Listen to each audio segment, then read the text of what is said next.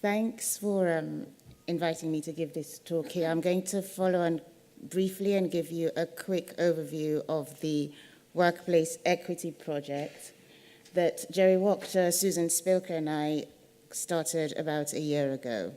Our first initiative was to conduct a survey of the industry in an attempt to map the parameters that define our current landscape.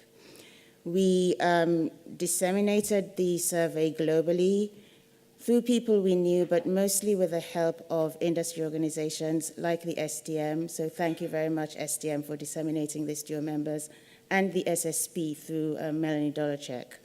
Thank you very much for helping us reach so very many people. The report reports on responses from 1182 voices that 1182 respondents from across 6 continents. We find that we mostly live in North America and Europe.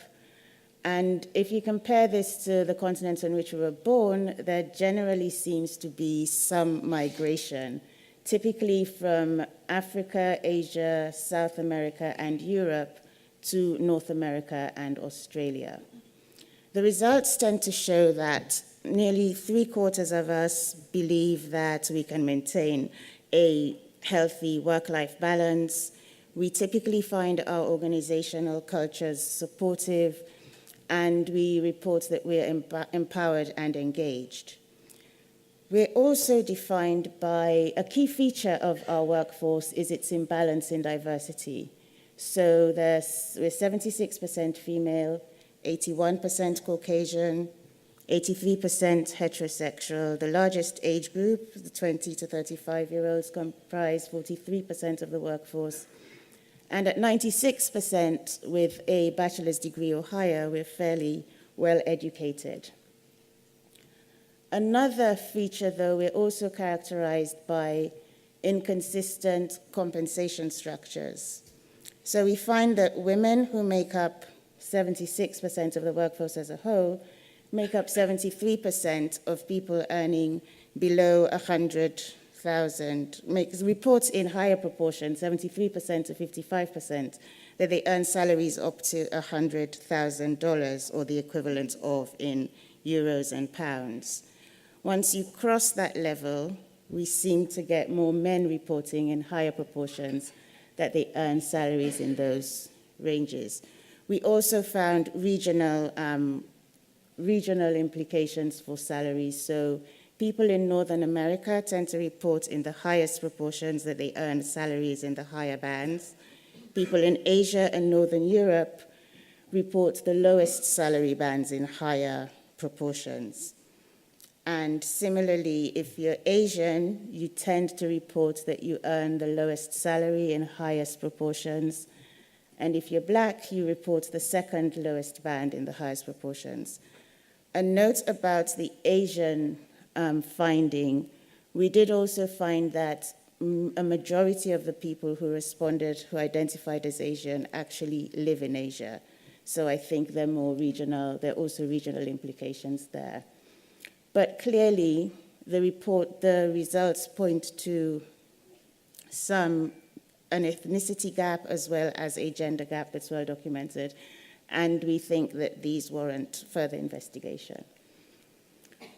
A recurring theme throughout the response was that we find that our experiences are largely defined more by our direct line management experience than organizational policy as a whole.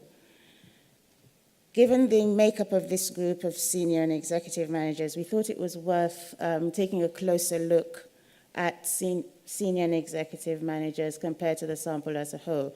So these are just some results that we pulled out, filtered for senior and executive managers to look and compare them with the survey as a whole. Immediately clear is that we have more males in this group. They're older. It's much less diverse than the sample as a whole, and they report in lower proportions that they have caregiving responsibilities, and also they have higher pay. We also tried to compare attitudes towards opportunity for development based on, and compared senior and executive managers, to different demographics within the sample. Just an attempt to try and understand how varying perspectives, how any variations in perspectives might offer us solutions for dealing with these really complex issues. So we find here, these are Likert scale ratings, and they're averaged out 1 to 5.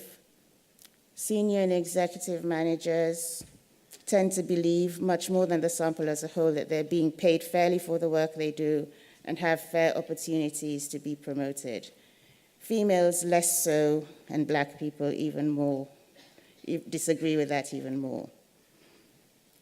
When it comes to others' opportunities, seemingly most groups don't really recognize the challenges faced by other groups, but senior managers do appear to be a bit more sensitized than the sample, as do Black people. Interestingly, almost everyone has an understanding that age can have implications and opportunities for career progression. And the similar results there. So, quick conclusion, the results from the survey do indicate that outcomes diverge for colleagues based on their age, their gender, ethnicity, or geographic location. And what can we do now to change?